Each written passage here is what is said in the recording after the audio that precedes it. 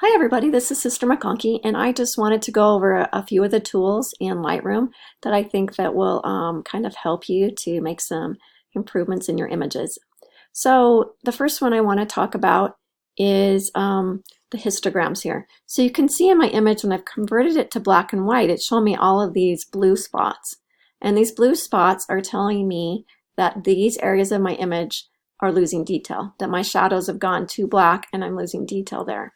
So I can come in here on my histograms, and on this side is for the blacks and your shadows, and this side is for your whites and your highlights. So I'm going to click here on the side, and it's going to bring up a slider, and I'm just going to keep moving it to the right until I get rid of all the little blue marks. All right, so now I brought that up, so now I have details in my blacks there.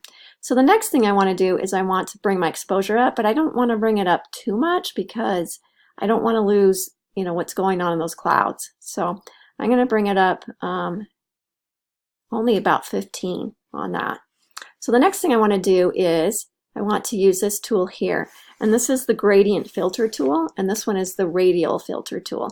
And they're similar, except for this one kind of changes an exposure in a spherical way and blends it out. And then this one is more of in a rectangular shape. So I'm going to use the gradient filter here, and I'm going to, and you can draw lines however you want. I want mine to go more horizontal here, and I want them to be in the clouds. So I can just easily do this. I'm going to bring it up almost to the top, and then I'm going to bring this up just a little above here. And then I can change this too. It's kind of where it's going to go out from being dark. So I kind of want it maybe more right in here, because this is where the darkest parts of those clouds kind of really are. And I'm going to bring that back up a little bit, and maybe bring that up a little bit there. So then I'm going to come here to my exposure, and I'm going to bring it down. Seeing it's going to make some really dramatic kind of things going on in the sky there, but it's not affecting the rest of my image. So I'm going to leave it there. And these little things you get, you can click on those and come back later and see your image. And also, if you saw that, it puts a mask on, so it kind of shows me somewhat of what areas were darkened in my image. All right, the next tool I wanted to show you is this adjustment brush. It's kind of a really nifty one, so you can just do some other types of spot exposures. So I'm going to click on it, and what I want to do is I want to bring more light into the temple. And so I'm going to bring over here in the navigator, I want to make it a little bigger, a little easier for me to see what I'm doing here. We're going to kind of come in here like that. And so I got my brush here selected, and now this time I'm going to bring the exposure up, probably about like 50 or so. If you use your bracket keys, you can make your brushes bigger. If I use the other bracket key, it gets smaller. So it's kind of a quick shortcut there.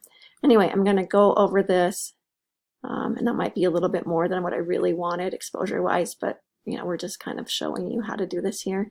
And bring that up like this. Okay. All right.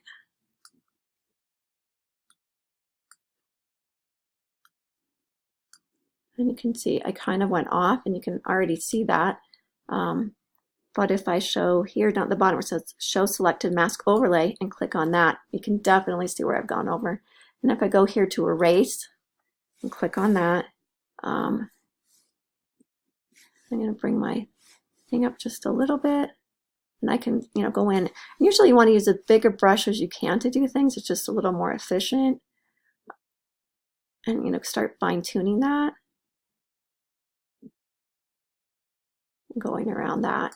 I'm not going to take a ton of time to do this because I'm sure you don't all want to just sit and watch me do this, but you kind of get the idea of how you can do that. And let's say I slipped and I went too far. I just have to go back, click on the brush there again, and I can go back in and bring that in. All right, I'm going to unclick the overlay on that mask, and I want to do a new mask. So I'm going to bring this in here, and I'm actually going to go in even closer. And that might be way closer than I want, but there we go. That'd probably be good. And you can see there's like this little spot here that's kind of hot on the temple. If I wanted to bring that down, I just got to make sure that I'm clicking on a new one of my adjustments. And you can see the brush isn't selected, so I'm going to click again, make sure I got the brush. I'm going to go in, make it smaller, and this time I'm going to bring my exposure down. Okay, and I want to, bring that in so that that part's not so hot there. I mean, you can do really fine, detailed kind of stuff like this. And then I'm going to zoom in just a little bit more. Bring that in there. And then if I put the mask on, you can see, I got a bunch of stuff I didn't want. Do the erase thing again. Go smaller. And you can get, really, really exact on some of these things. And get that taken care of. Anyway, these are just some kind of really nifty little tools that can really help you to fix your photos. Because oftentimes when you're taking photos of, even people in the shade, they're in the dark, like how this temple, is backlit, so the temple is dark, and I wanted to bring more light into it. The same thing happens oftentimes with portraits, and you want to bring a light into someone's face, and you can do that in the same sort of way. Anyway, we'll unclick there. If I can get the right thing, unclick, and we'll go back up to fit on the screen, and you can see kind of how that's kind of coming in there. And the temple is lighter and it pops out, and we need to fine tune that a little bit around the steeple and around the angel Moroni. Anyway, hopefully that gives you some ideas of how to touch your images up. If you have any questions, post them to the announcement or send me an email. Thanks.